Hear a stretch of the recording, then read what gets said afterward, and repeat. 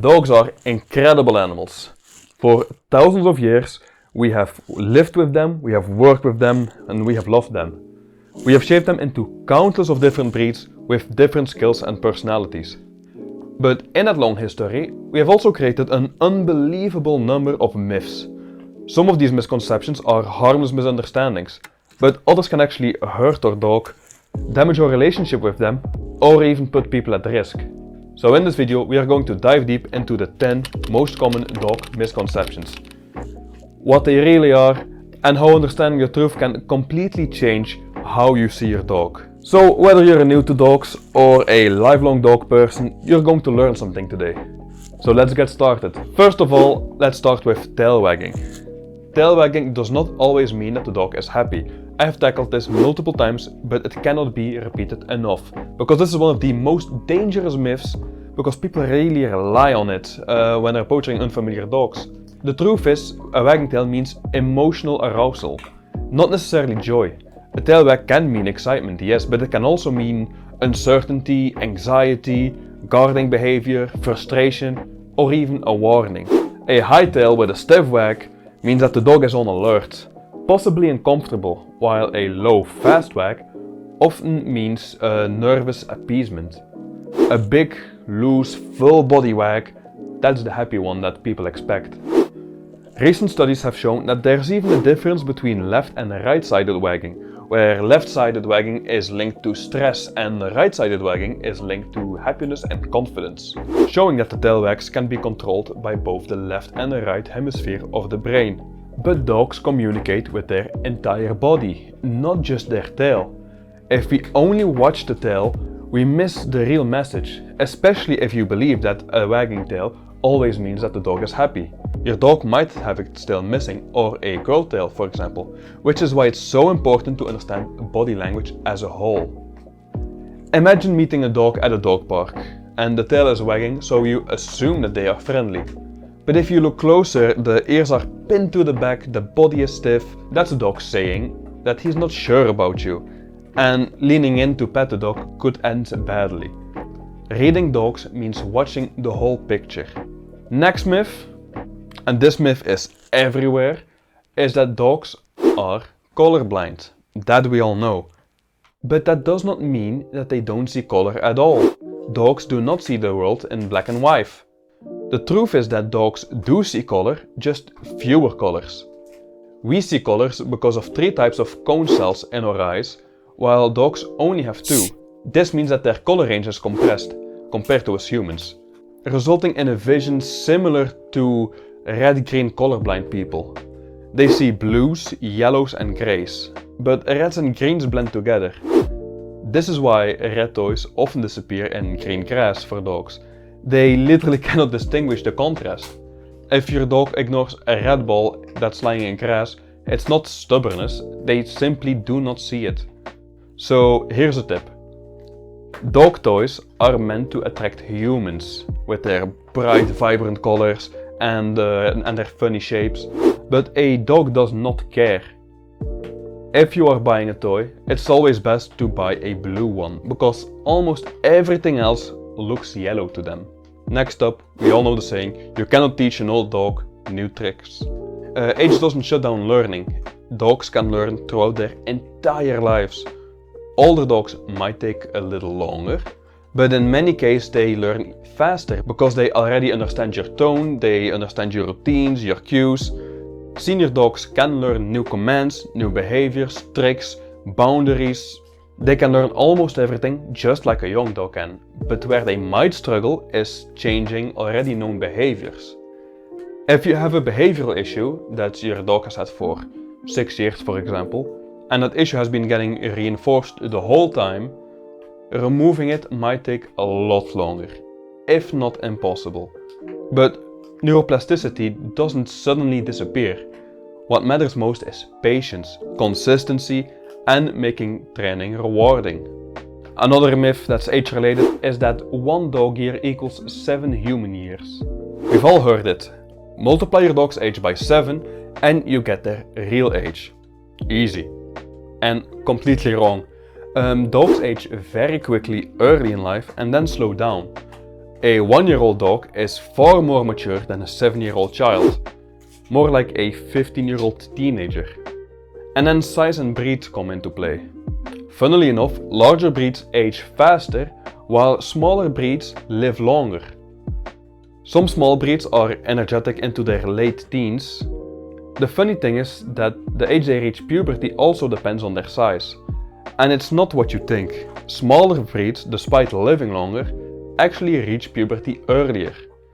Some breeds even as young as 4 to 7 months old, whereas puberty with older breeds could even last up to 2 years. Although older breeds don't live as long as smaller breeds.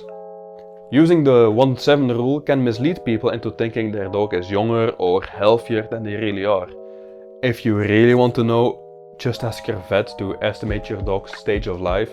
That's going to be a far more accurate predictor than any simple math formula. Speaking of vets, let's talk a bit about health. Another common misconception is that a wet dog nose means that the dog is healthy. So let's break down one of the most recognizable things about dogs, that called wet nose. A lot of people believe that a wet nose means that the dog is healthy, or a dry nose means that they're sick. But the truth is way more interesting and honestly way cooler. A dog's wet nose is actually the result of several biological systems working together to boost scent detection, regulate temperature, and help them interpret the world. Dogs produce a thin layer of mucus on the surface of their nose, and they don't do this by accident. It's a biological feature designed to trap scent particles. That moisture helps grab odor molecules from the air, dissolve them, and deliver them to the olfactory receptors inside the nasal passage. A dry surface just can't do that as well. So when a dog's nose is wet, their sense of smell is operating at full power. And that's why dogs lick their nose constantly. But that's not the only reason.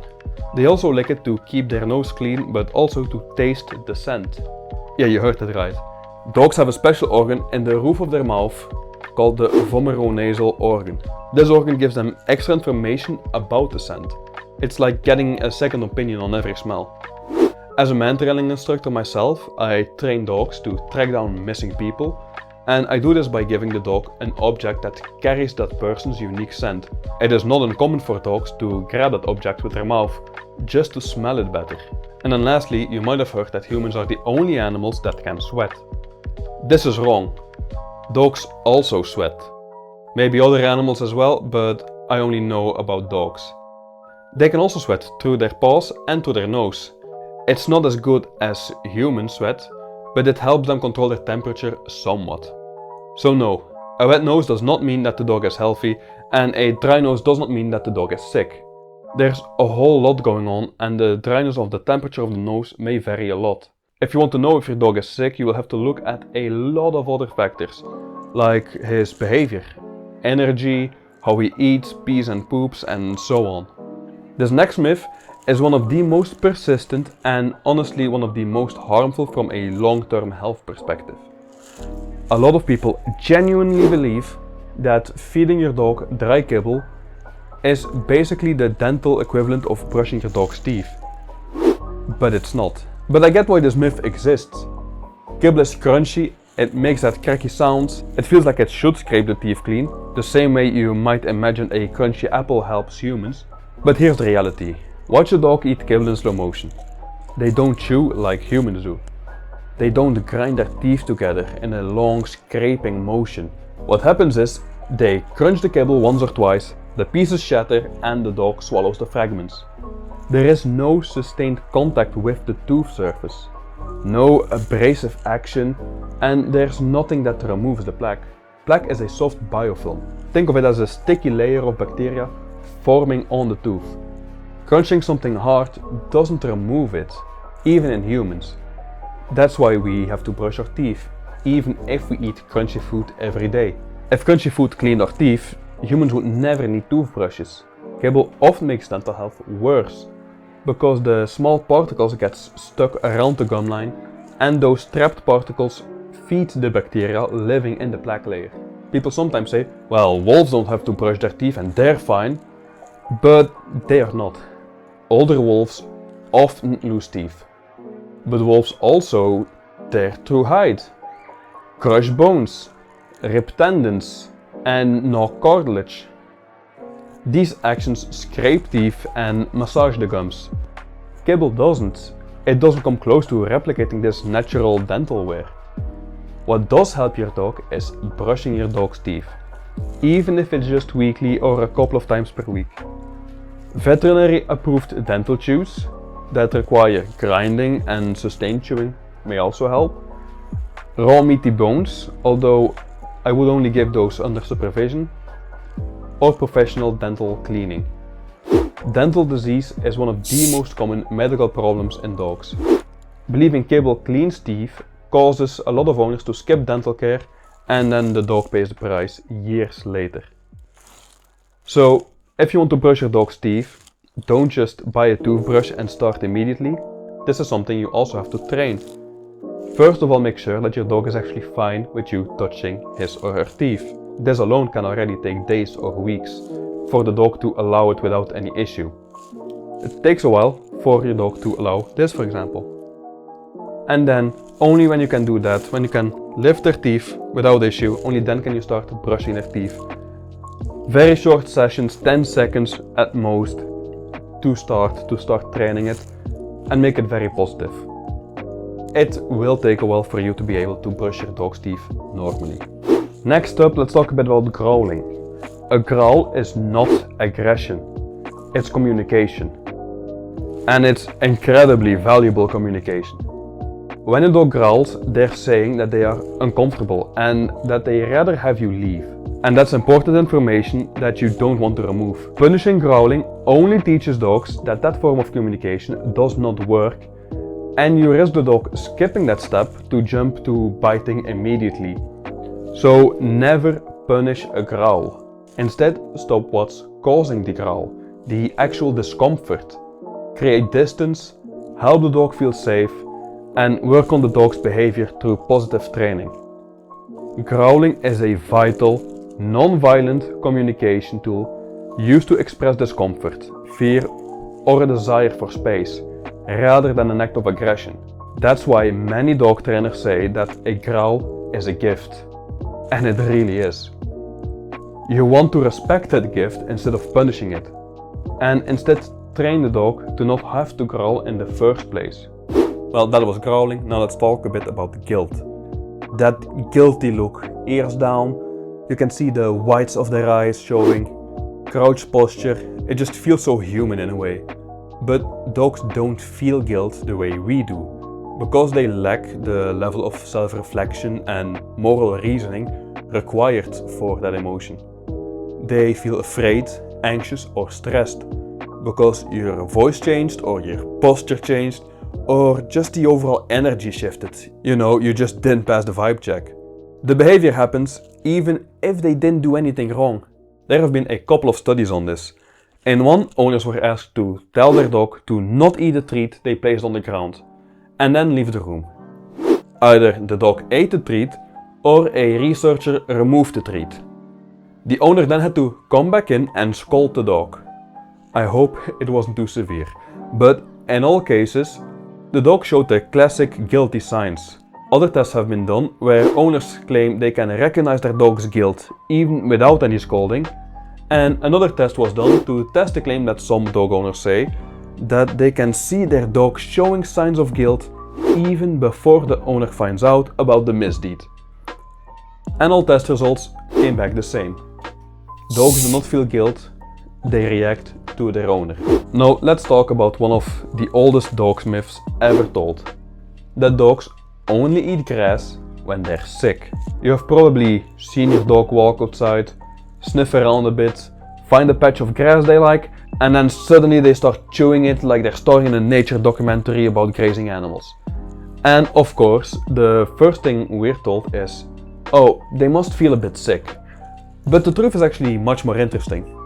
Dogs eat grass for a surprisingly wide variety of reasons, and most of them have absolutely nothing to do with illness. Maybe your dog simply likes the taste and texture.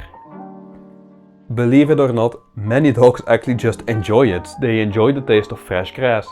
Grass contains chlorophyll, trace minerals, moisture and fiber. Some dogs enjoy the crunch, some dogs enjoy the coolness of the blades, and some just like the sensory experience.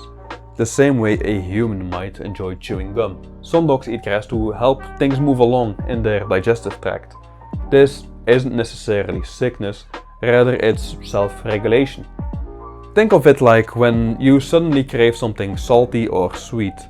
Your body is telling you it needs something, and dogs sometimes naturally seek extra fiber. And then another big reason is completely behavioral. Boredom. Dogs explore the world through their mouths, and grass provides texture, smell and taste. A dog that doesn't get enough enrichment might graze simply because there's nothing else interesting happening. It's basically a dog equivalent of mindlessly snacking. But also, yes, sometimes nausea plays a role. And yes, we do need to address that nausea part. Some dogs will eat long grass when they feel a little bit off, because it might trigger vomiting. But this is the least common reason. A sick dog eating grass usually shows other signals too, like we discussed earlier when we were talking about the wet noses. So eating grass is alright, it's not bad, as long as it is not done in excess, just like anything in life. If the dog vomits too much, or of course when the grass is treated with some special chemicals, then obviously you should seek a vet. If your dog grazes once in a while and they're acting totally normal otherwise, it's nothing to panic over. And last for today, number 10. Let's talk about a belief that has become so widespread that a lot of people repeat it without ever questioning it. The idea that mixed breed dogs are automatically healthier than purebreds. And it sounds logical. More genetic variety should mean fewer health problems. And yes, sometimes that can be true. But the keyword is sometimes.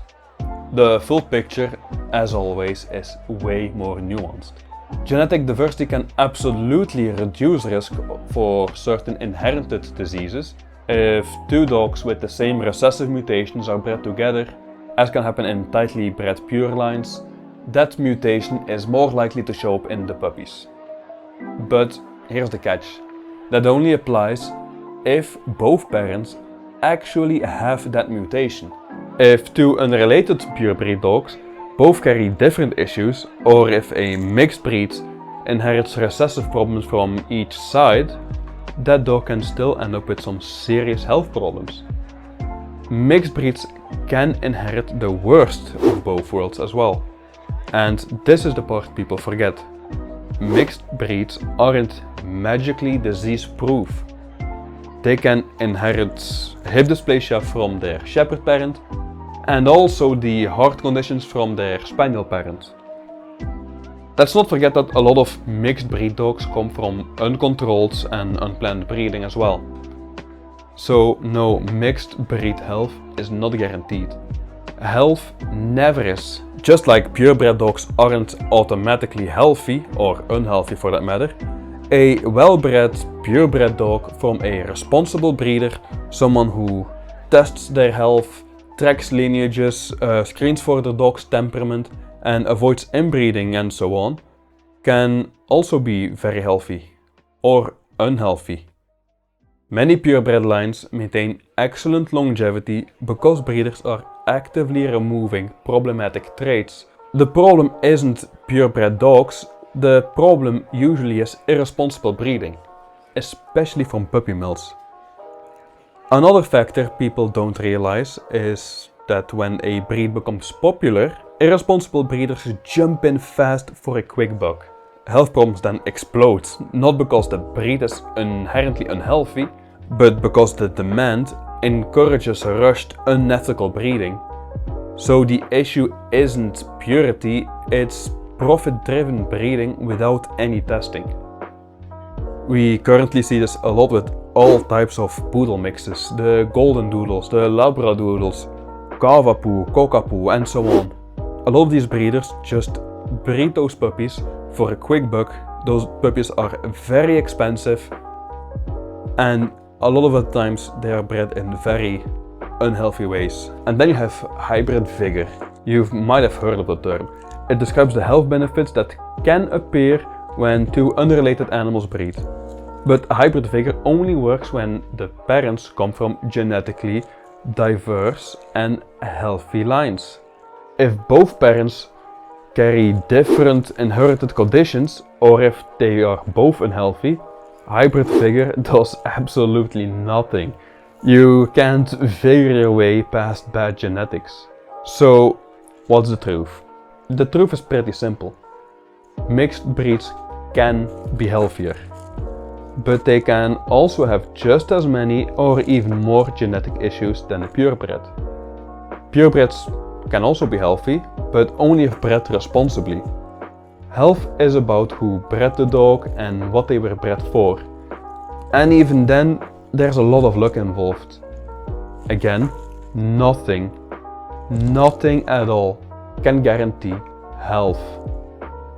So next time someone says, oh, mixed breeds are always healthier, you know that's not really the case. That's not how genetics work. Health isn't about being mixed or purebred. It's about choices that were made long before the puppy was ever born. And as always, a lot of luck. Thank you guys so much for watching. I hope you learned something today. Please subscribe. We are nearing 100 subs, which is huge. In a way, this is already the biggest class I've ever given, at least at once. And yeah, I really appreciate it. It means that you care about your dog and you want to learn what's best for your dog. And honestly, that's the best gift you could give me. I really just enjoy helping dogs, and that's what motivates me. So please subscribe. If you have any questions, put them in the comments below. If you have any comments on these misconceptions, or you know another one that I didn't tackle, there might be a part 2. Put them in the comments, send them to me, and I will respond. That is my promise to you. Okay? So again, thank you so much, and I hope to see you next time. Bye bye.